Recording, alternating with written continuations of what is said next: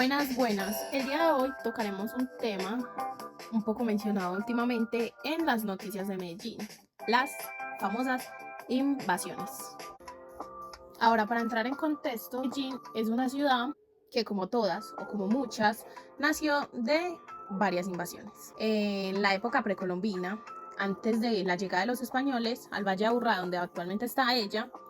fue habitada por muchos pueblos, entre ellos los aburraes, que fueron los más conocidos por el trabajo en el oro y la cerámica. Hasta el 2 de noviembre de 1675, que el rey Carlos II de España le otorgó el título de Villa de Nuestra Señora de la Candelaria de Medellín. Y en el siglo XIX, en 1826, fue nombrada la capital del departamento de Antioquia. Se industrializó en las primeras décadas del siglo XX, donde surgieron las empresas más importantes como Coltejer, Fabricato y Postobón, que son las más conocidas entre nosotros. Y llegó la crisis luego de los años 80 y 90, gracias a la presencia de, como muchos ya sabemos también, el cartel de Medellín, liderado por Pablo Escobar.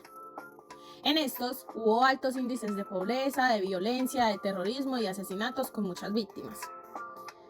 Este contexto para la transformación urbana y social que surgió en el 2000, donde llegaron otras cosas súper buenas para los países que fueron el metrocable, las bibliotecas públicas, los parques, etc. Medellín hoy es la segunda ciudad más importante de Colombia, donde se celebran eventos como la Feria de las Flores, la Medellín Innovation Week, entre otras, y cuenta con 2.616.000 habitantes, y alrededor de esta cifra se dice que el 37.9% de la población total del departamento de Antioquia reside aquí. Ahora bien, ¿qué viene siendo una invasión?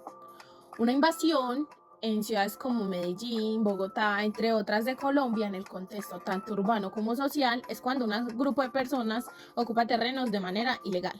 Usualmente llegan a ser afueras de la ciudad para construir viviendas. Y suelen ocurrir en terrenos que son públicos o privados, pero no han sido urbanizados, que no cuentan con servicios básicos como el agua, la electricidad o el alcantarillado, y que muchas de las veces están en zonas de alto riesgo, es decir, laderas, riberas de río, entre otras. ¿Esto por qué ocurre? Por falta de viviendas asequibles, desplazamientos forzados, violencia, pobreza, crecimiento acelerado en las zonas urbanas, y que con el tiempo se llegan a convertir en barrios ilegales, ya que el gobierno decide no dotarlos de servicio público y tampoco legalizarlos. Al día de hoy en Medellín encontramos hasta 64 zonas con construcciones ilegales o invasiones, que según la Secretaría de Gestión y Control Territorial de Medellín hay aproximadamente residiendo en ellas 80.000 personas. Entre las zonas más afectadas tenemos Moravia, que es la comuna 4 de Medellín, cerca incluso a la terminal del transporte del norte, que tiene como connotación muy importante que es un lugar donde llegan personas de todas partes de Colombia, buscando muchas veces huir de la pobreza o huir del desplazamiento, y vienen a sentarse cerca a esa comuna precisamente a buscar como estabilidad. Ahora, investigando sobre esto, di con la historia de Marta Cecilia Rugeles de la comuna 13, que cuenta que a sus principios de vida llegó como una invasora de esta comuna. Ella tenía su casa,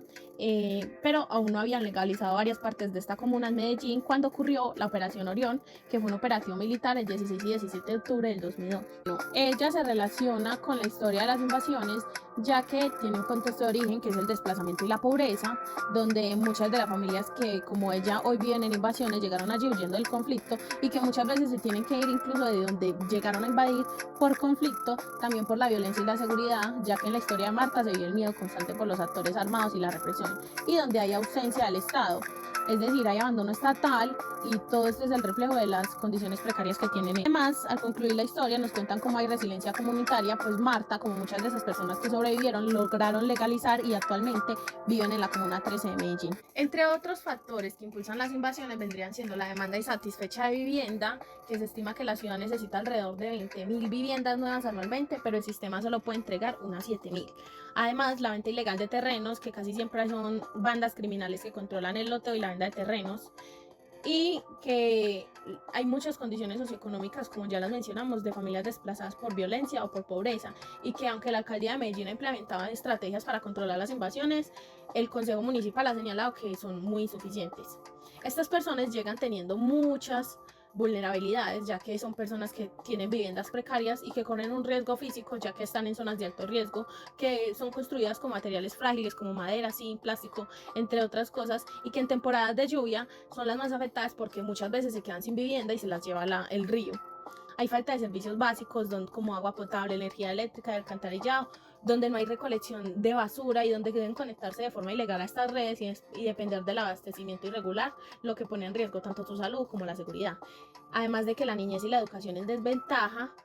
es muy grande porque hay mucha dificultad para acceder a la educación, porque hay lejanía, hay falta de transporte, porque no hay cupo en esas escuelas que quedan cercanas como ahí. Son personas que suelen también correr con inseguridad jurídica y amenazas, ya que muchas veces son víctimas de estafas, por lo que pueden ser desalojados, además de que casi siempre están en zonas controladas por grupos ilegales y son personas que, como nosotros, sufren mucha estigmatización y exclusión, pero ellos más porque son invasores o ilegales, lo que afecta a sus oportunidades laborales, sociales y políticas.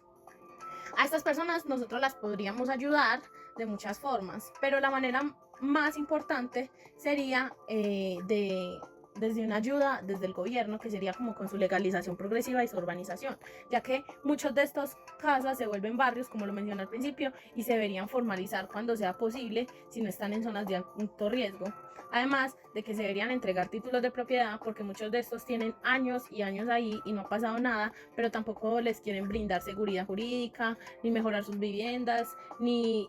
dotarlos como de legalidad. Además, no les proveen como servicios básicos, ni educación ni salud. Entonces sería como instalar puestos de salud móviles y jornadas de atención médica gratuita y generación de ingresos, apoyando los emprendimientos de estos comunitarios y cooperativas. Además de ofrecer programas de empleo, fortalecimiento comunitario apoyando liderazgos locales y comités comunitarios. Y un ciudadano del común, como cada uno de nosotros, podría ayudar por medio de voluntarios o apoyos directos con fundaciones como ONGs que trabajan en barrios vulnerados.